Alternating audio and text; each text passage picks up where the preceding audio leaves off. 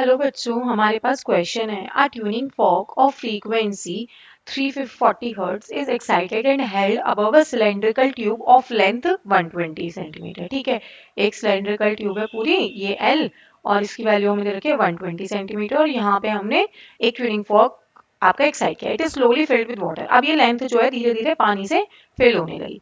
The minimum height of water column required for resonance to be first heard.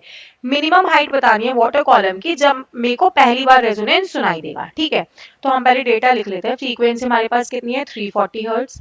Velocity of sound हमें दे रखी है 340 metre पर second, and length हमें दे रखी है उसने कितनी, 120 सेंटीमीटर। ठीक, अब हमें पता है कि जो लैम्डा होता है वो कितना होता है, lambda is equal to velocity by frequency.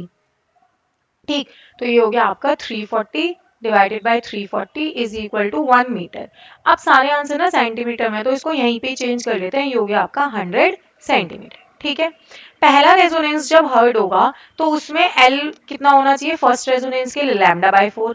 ठीक है, सेकेंड रेजोनेंस के लिए L2 होना चाहिए 3 लैम्डा बाय 4, और थर्ड रेजोनेंस के लिए L3 होना चाहिए 5 लैम्डा बाय 4। तो हम पहले ये देख लेते हैं उसने क्या पूछे है, minimum height of water column.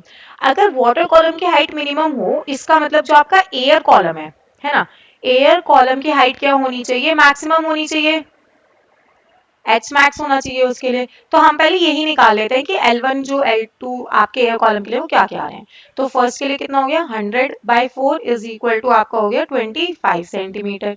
ठीक, सेकंड के लिए होगा 3 इंटू 100/4, दैट इज 75 सेंटीमीटर। और 5 के लिए हो गया ये आपका 5 इंटू 100/4, ये हो गया आपका 125 सेंटीमीटर।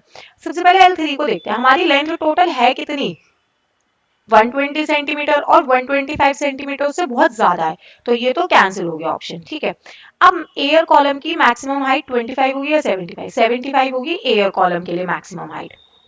ठीक है, एयर कॉलम के लिए। तो वाटर की मिनिमम हाइट कितनी हो जाएगी, फॉर वाटर कितना हो गया ये आपका, टोटल हाइट में से एयर कॉलम की हाइट को माइनस कर देंगे, ये हो जाएगा आपका 5 और 4। तो आपकी कितनी होनी चाहिए हाइट, 45 सेंटीमीटर। तो 25 सेंटीमीटर नहीं, 75 सेंटीमीटर नहीं, 105 सेंटीमीटर नहीं, हमारा करेक्ट ऑप्शन है option number C. Thank you.